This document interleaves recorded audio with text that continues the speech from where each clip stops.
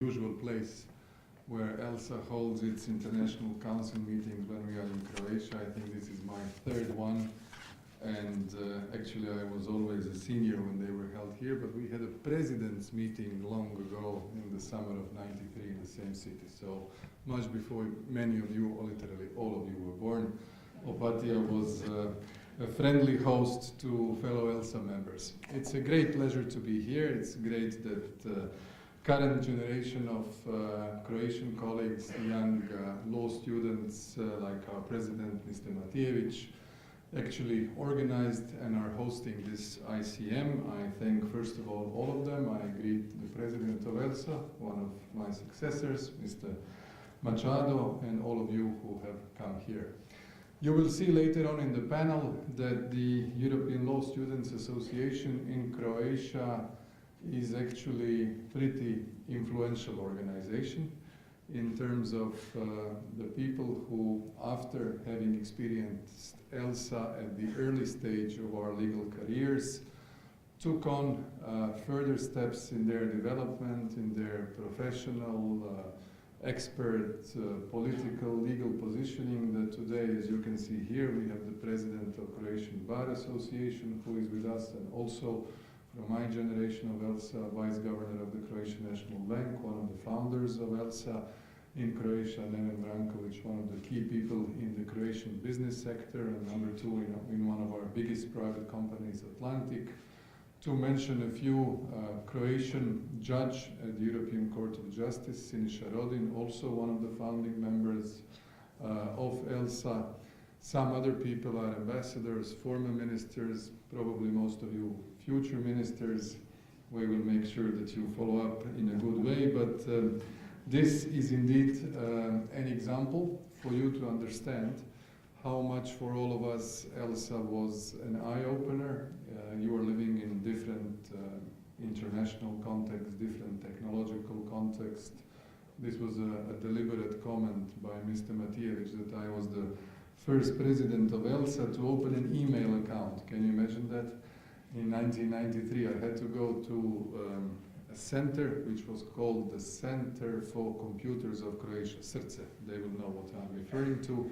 And then I had to go there, take a tram, open an account, and send it to the director for communications. It was like a huge thing. Otherwise, we were on telefaxes at the time, if you can imagine what that means. So, an entirely different world. And this speed of changing the global events, changing European events, national events, changing also rapidly our legal systems is something that all of you as future lawyers will need to adapt and try to position yourselves from that point of view. ELSA for all of us was really one of those lifelong commitments. It has enabled us to have strong networks, first of all, of friends and colleagues and professionals who are keen to help each other really on the long run. And I'm also very pleased that some of the international people who I met just a few minutes ago, like Andy Younger, Patrick Oliver, Pierangelo Graziani, who have been people who ran ELSA even a little bit before my time, not too much, and who proliferated this idea on so many occasions and are still finding the time and commitment to do it, are also the pillars of our organization, because we feel it still today as if we are pretending we are all your age. This is a little bit how we all feel, and you see they're laughing because they share this with me. The purpose of my address to you today would be a little bit to give you an idea, most of all for our non-Croat guests, the idea of where Croatia is today. You came to a country which is the most youngest and the latest member of the European Union. That means that we are still in the process of fully understanding how the whole system can assist us in lift our development, to improve our regional development, first of all, to strengthen our legal system, to be, let's say, almost as good as Danes when it comes to the implementation of the acquis, and also strengthening our institutions and making sure that the membership in the European Union is actually benefiting to the Croatian citizens. This is the key point which we are trying to underline, because we now find ourselves in a very specific point of time. After 5 years of membership, Croatia has managed to lift, except for Austria, all the barriers for the free movement of people, or workers, if you like, one of the 4 fundamental freedoms. And that normally would have been a great success. We would have been praised as a diplomatically successful government, great negotiators, and excellent achievement. However, today, when I look realistically at what Croatia is undergoing, we are one of those countries who have a demographic deficit, not democratic, but demographic deficit, meaning that we are one of those now gradually becoming elderly nations where we are losing around 16,000 people a year. That is the ratio between the newborns and those who pass away. And that combined with the utilization of the right to freely move and work elsewhere in other member states of the European Union is a combination which is literally felt and seen in some parts of our country, not that much along the coast, because the coast, as you can imagine, is flourishing due to tourism. We are very much a tourist-oriented country. 20% of our GDP comes from tourism. This year we had 19.5 million people who came to visit Croatia, 106 million overnights, 12 billion euros income, 1 billion euros investments in tourism along the coast. But that is not all. Other parts of Croatia, where salaries are lower, where perspectives of businesses are lower, where there is less entrepreneurial spirit and possibilities, are actually using the right to freely move across the EU, and they leave.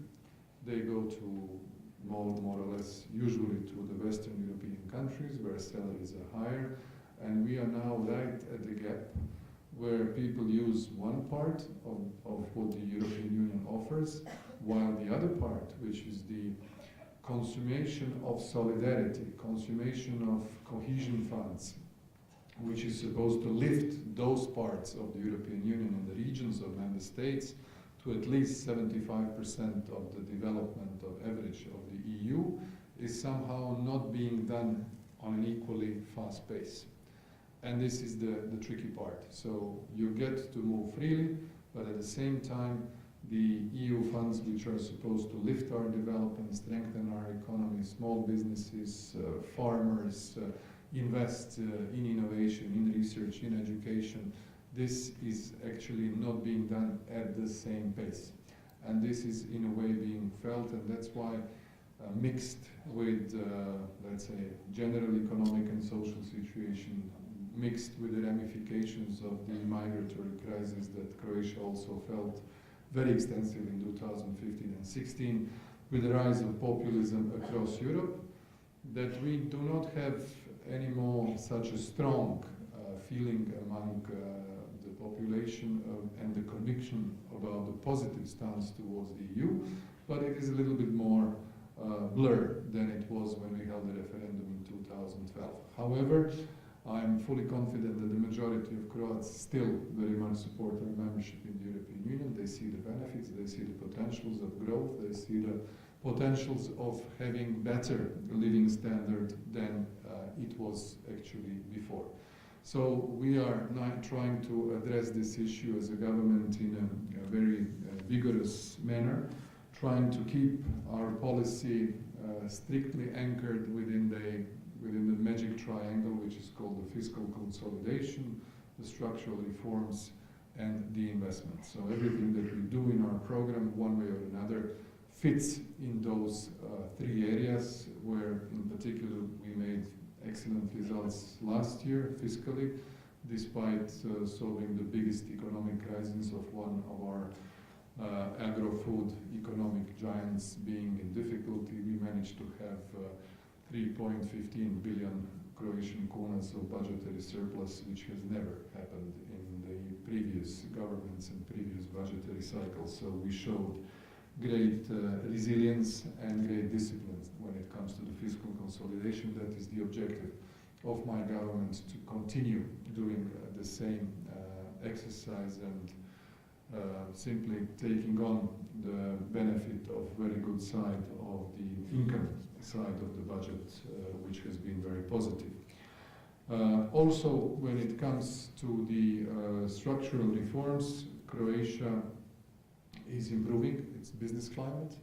It's improving its legal system, its tax system, trying to work on the predictability for our own economic operators just as well as the foreign investors, trying to have a reliable and transparent system of public procurement, also working on the fight against corruption, which is like a critical and horizontal phenomena across Europe, but also in this part of the world.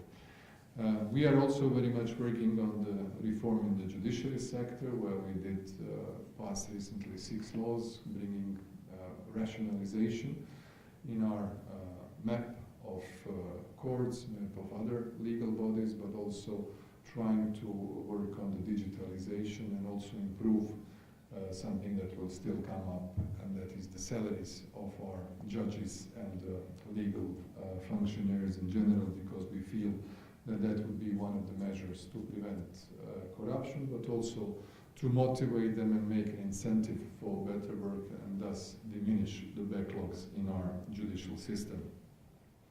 We are undertaking efforts also in the reform of state administration, something that you have to know that once the country becomes independent and has only 26 years since the international recognition, that we had a relatively large number of local and regional self-governing units, 20 regions plus the capital Zagreb. That is something that gradually we will look at and try to diminish the number of municipalities which are fiscally very difficult in terms of viability, and also do not have neither that much population nor the capacity to conduct their own project, either co-financed by the EU or financed by themselves and by the banking sector that should sort of follow them up.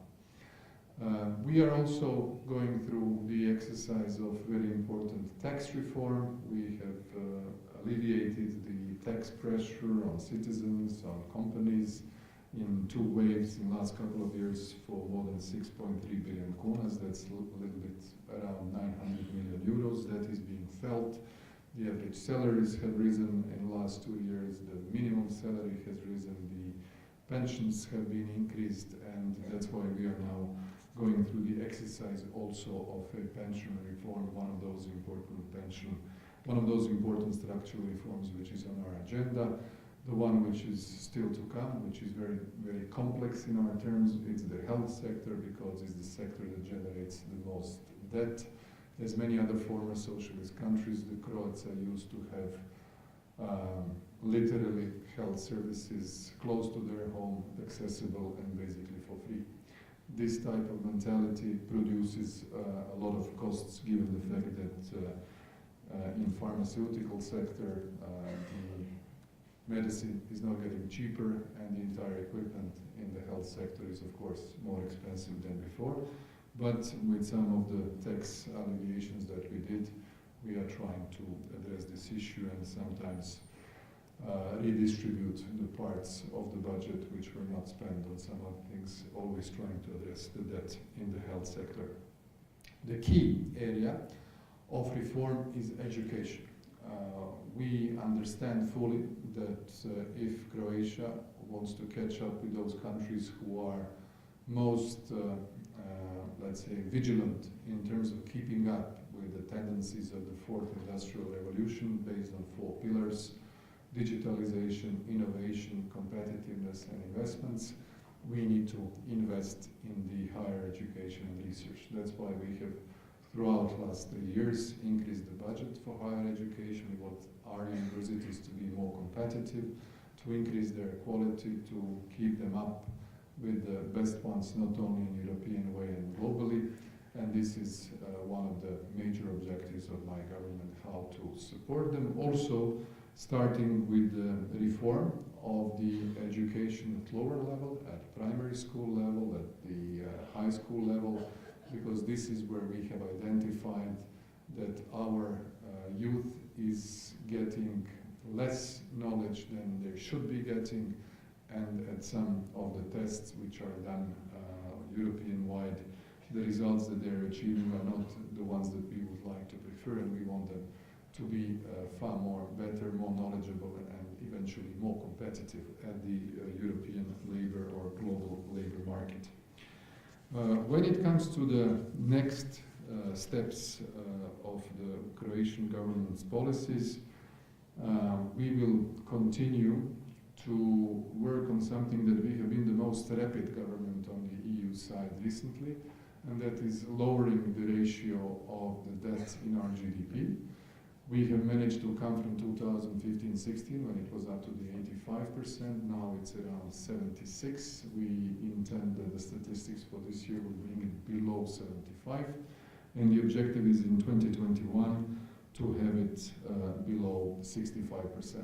That would put us in a situation where Croatia would be basically fulfilling the criteria to join the Eurozone. We are a member state that is still trying to advance into the two deeper integration, the most known ones. One is the Schengen area and the other one is the Eurozone. When it comes to Schengen, you are all probably aware that after the events that started a little bit, let's say 7-8 years ago, but exploded in 2015-16, and that is the migratory crisis. Schengen is not in practice what it was supposed to be, meaning an area where there are no controls whatsoever between the countries who are part of it. For us, this would be a clear objective, because perhaps it's difficult for you to see it on the map. It doesn't look like that, but Croatian external border is the longest external EU non-Schengen border, that is to say border between us and Serbia, us and Bosnia and Herzegovina, and us and Montenegro. It is even longer than the Russian-Finnish border.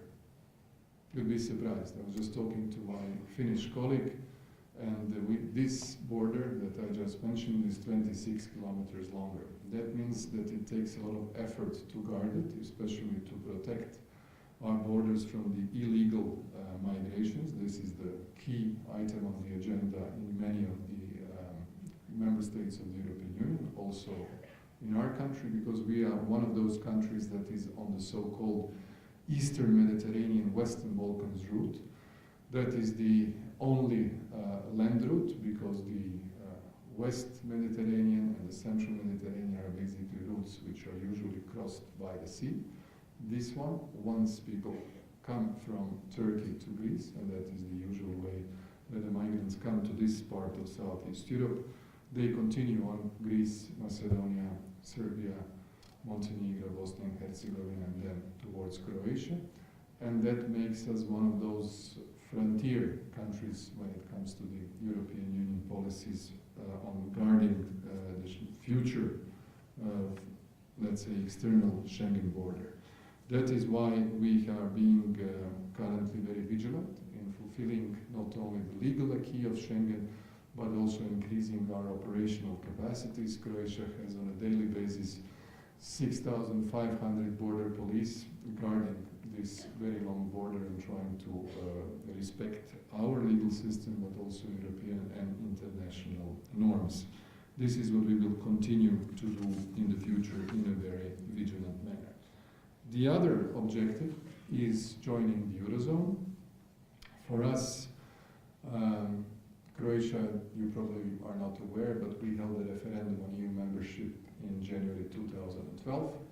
At that point, we said yes to the accession treaty. We said yes politically to membership, but we also said yes to the content of our accession treaty. And the content of our accession treaty presumes that Croatia already agreed to join the Eurozone, but what it says is that we will join once we fulfill the criteria. So we are now working also on the fulfillment of the criteria for the Eurozone.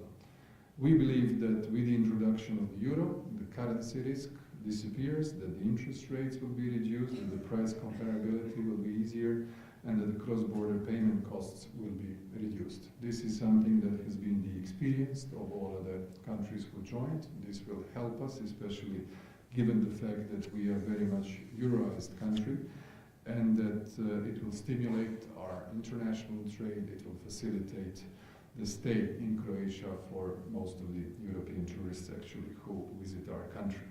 We believe this will have a positive impact also on the investment side. It should have clearly a positive impact in terms of lowering the interest rates. We have, as I said, with a good fiscal consolidation, obtained very solid marks by the credit rating agencies, all three of them, Standard & Poor's, Moody's and Fitch. They have all lifted our degree of credit rating and as well turned the outlook from stable to positive, which means that Croatia is now just one step below the investment credit rating, and that is the objective we would like to attain by the end of the mandate of our government. Being very realistic in terms of steps which will be taken vis-à-vis the membership in the Eurozone. We of course first need to join the exchange rate mechanism too. Our calendar more or less coincides with the timing of the first ever Croatian presidency of the Council, which will happen in 2020, the first semester. And therefore, together with the Croatian National Bank, we will very soon, at the level of Minister of Finance, send a letter of intent, which will be addressed to the President of the Eurogroup and the President of the ECB, in order to articulate our ambitions, as well as to Dombrovskis, who is dealing with this issue at the level of the Commission, so as to participate in the ERM2. The experience that Bulgaria is just passing can be sort of a guiding orientation to us, and I think that we will manage to do that by 2020, because everything that we have done so far is very firmly consolidated within the national strategy of adopting the euro. A few more points on our priorities when it comes to the EU's presidency.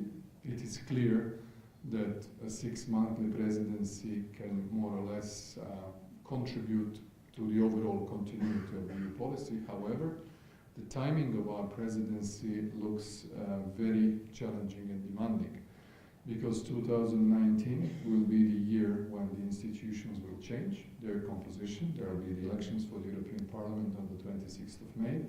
There will be the election of the new European Commission. There will be the new President of the European Council, and this composition of new institutions with, by very high confidence, altered political architecture at the level of the European Parliament will be just in place before we take over. So for us, keeping up with the traditional policies, because for a new member state, what would you like to take from the European Union? You want more cohesion, because you need to catch up with those who are more advanced in their economic development. And second, you want more on the agricultural side of the EU's budget, because that is an area that has been envisaged under our accession treaty, where the costs for the Croatian budget will be diminished and the payments coming from the EU budget will be increased by 2022. However, that is not the only thing. We are very much where we should invest more in the migratory policy, in the comprehensive foreign policy, so as to address this issue at the source of the problem, not once it comes to our borders and to our front door. Also, the investment should be put on the innovation, on research, on education, but as well trying to see the added value from the EU budget on the demographic policies, because this has been really a key area where we need some assistance, where national measures are very useful. We are attaching a lot of our legal documents, but also budgetary means to address this issue, but I would like to see an assistance coming from the EU budget, which will then be excellently perceived by the Croatian public, because the EU would be perceived as a part of the solution rather than part of the problem in terms of the free movement of people, and thus actually having our young emigrating from Croatia due to the salary, which is not that much bigger in absolute terms, but still sufficient motivation to go and earn someone's living somewhere else. We will be in this presidency in a trio with Romania, Finland, and Croatia. Germany will come after us in the second part of 2020.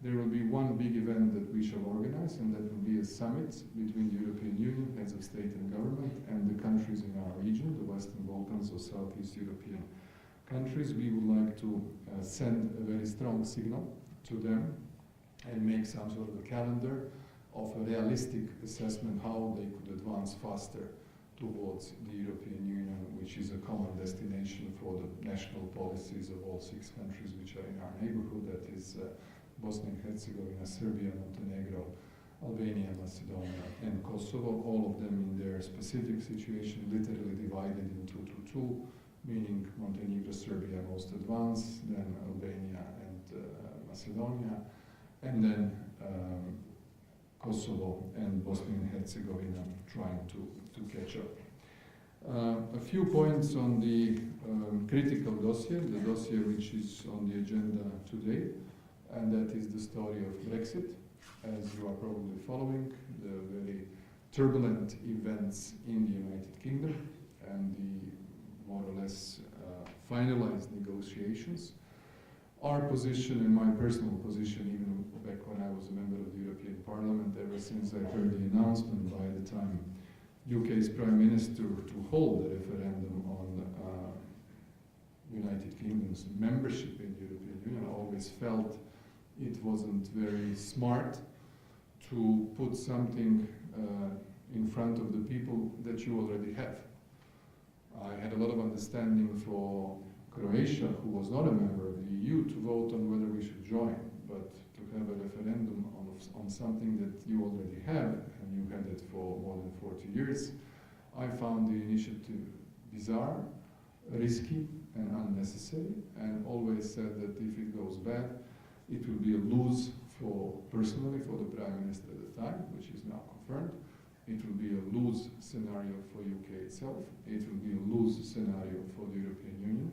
And it will be a lose scenario for, globally speaking, at the position and the perception of the European project, which is now all proving right. So there is no, I don't see anything positive at all in this exercise.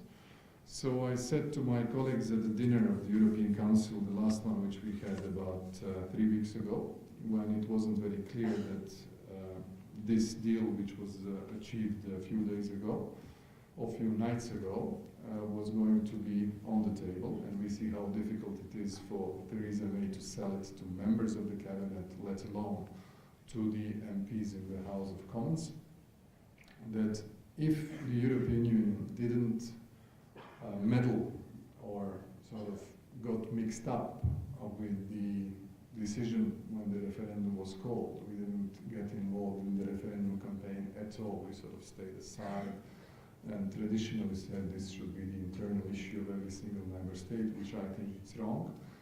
Then we let Farage basically to pull majority of the Brits by the nose and convince them that something was true when it was not, and the day after say sorry that we were not telling the truth.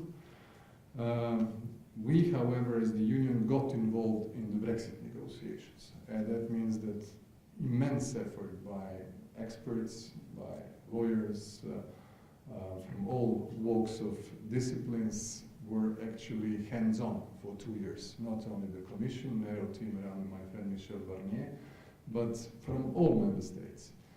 And we can't afford, in reputational terms, to have a cliff edge scenario rather than a negotiated and an orderly Brexit. It's not only bad for the UK and the process that has been with us for the last 2 years and 4 or 5 months, it will be very bad for the European Union and all the member states involved. That's why a serious effort was done to achieve the objective, to reach a compromise, even though looking ahead with a political declaration of what we can do in the future, or what might we agree at a later stage when it's 2020 or 21.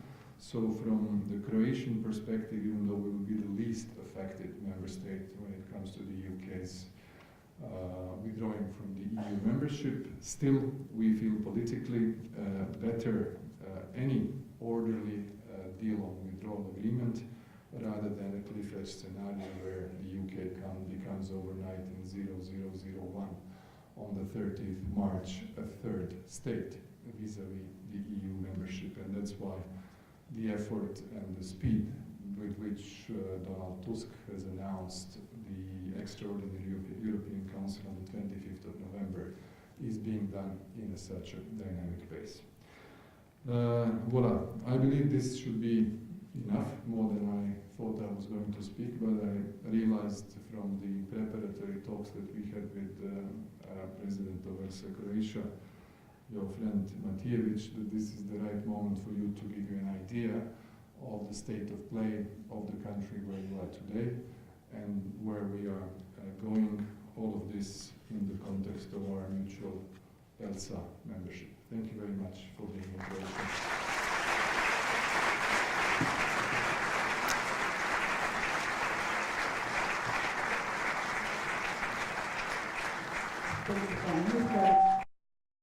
Governor of Croatian National Bank.